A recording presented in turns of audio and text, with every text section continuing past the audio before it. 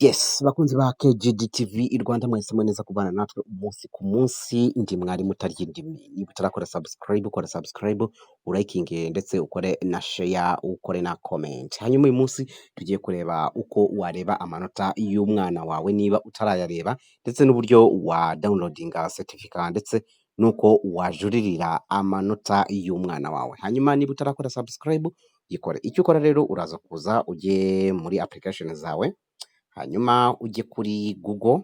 Nurangiza kujya kuri Google, uraza kuza wandikemo ijambo NESA, reka mbibereke NESA, hanyuma ukande usacinge. Nurangiza ntabwo uri bukande kuri aka kantu ka mbere, oya, uraza umanuke hasi gatoya, urahita ubona kano kantu kanditse ngo rnesdms.gov.rw, ugakandeho. Nurangiza kugakandaho, hano urabona harafungutse, hari uguhitamo icyongereza cyangwa se ikinyarwanda cyangwa se igifaransa, uhitamo ururimi ushaka. Warangiza reka tuvuge wenda tugiye guhitamo icyongereza.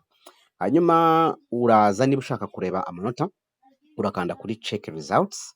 Nurangiza gucekinga results, hano urashyiramo hano input your index number.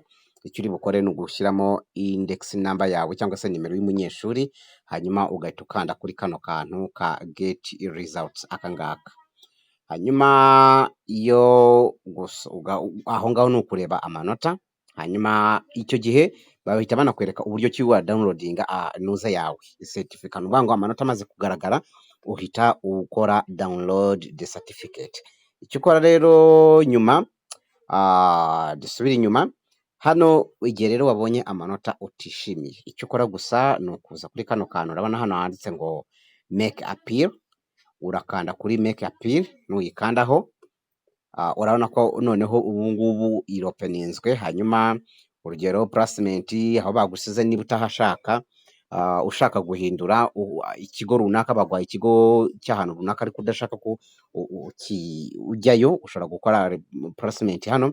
Hanyuma max appeal, igihe amanota bagwaye wumva utayishimiye, wumva warakoze neza ariko we bakaguha amanota utishimiye, urakora kuri iyi max appeal. Nuvuga ngo byatangiye ku itariki 20, bizatangira ku munsi w'ejo kuri 22, hanyuma birangire kuri 21 z'ukwezi kwa cyenda.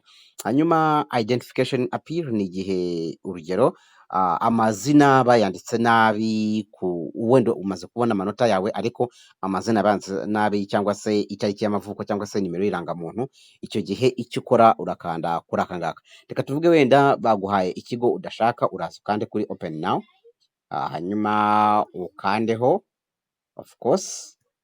Hanyuma iyo umaze gukandaho, kubera ko batarabifungura neza, okay, na hano icyo uri bukore urabanza ushyiremo index number yawe, hanyuma ushyiremo start appeal. Numara gustartinga appeal, icyo gihe zino zose zino za placement, max na identification zizahita zifunguka. Nuko rero ukomeje kureba amanota y'umwana ndetse n'uburyo wakora appeal y'amanota mu kizamini cya leta. Komeza rero mukore subscribe kuri KGD TV i Rwanda.